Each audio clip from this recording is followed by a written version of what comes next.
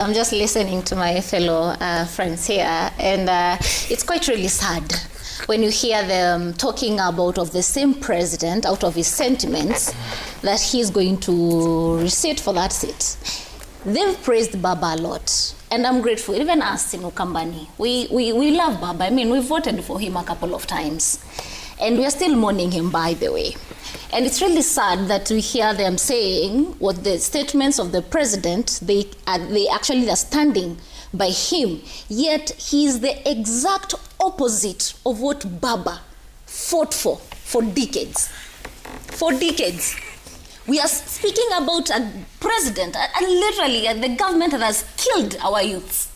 We are talking about the government, literally, that has made our youth disappear. We've been here free so and so, free so and so. The same government, what Baba lived for. For me to be today elected as an independent candidate, it was the blood and sweat of Baba fighting for democracy. I would have never been an MCA if he never did that. So seated here, seeing someone beating their drum, saying that, you know, he cannot see any other person who will be there to defeat him. That's where he's going wrong with. He's going to the ballot against the Kenyans. It's not about who is on that ballot with him. We saw our neighboring president beating her own drums. Where is she right now? We actually constantly asking, where is she? Because you can never subvert the will of the people. I can tell you, and we are a mheshimiwa, when the people in your constituency or in your ward level or in the governor, whatever the county you come from, if they decide they don't like you, even if you come draped, smelling oranges, even if you come draped, smelling whatever, dripping in gold, watu wapigie kuku, kura, bora tu wa make sure umeenda nyumbani. And that's the people we are talking about. And that's where Kenyans are. We cannot sit here and say he does not see. You know, I look at my payslip. I do not have a child that I'm raising. I do not have responsibilities. I can only imagine that teacher. I can only imagine that doctor. I can only imagine our nurses. I can imagine right now just speaking, the lecturers.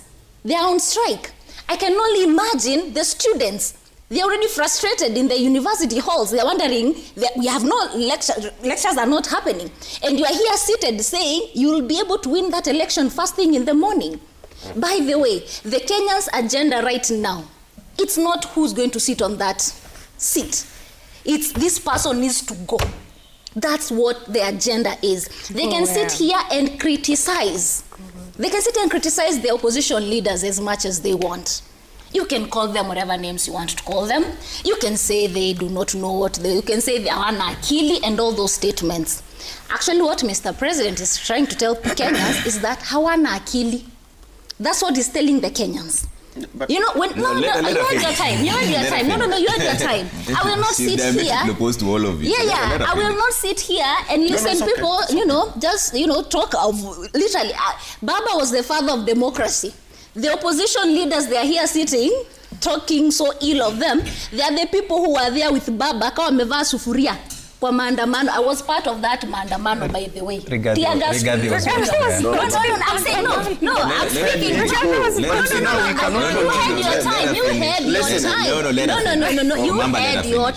had your time. We were there. I was there with Kalonzo Musyoka. We were there. With Kinasifuna, Tukirushua Tiagas, we were there. Even if you can talk about Rigathi and all that. Okay. But the reality is this. We cannot sit here and just keep on brushing off what Baba fought for.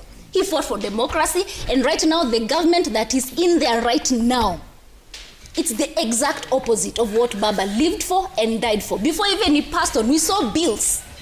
We saw bills being ascended.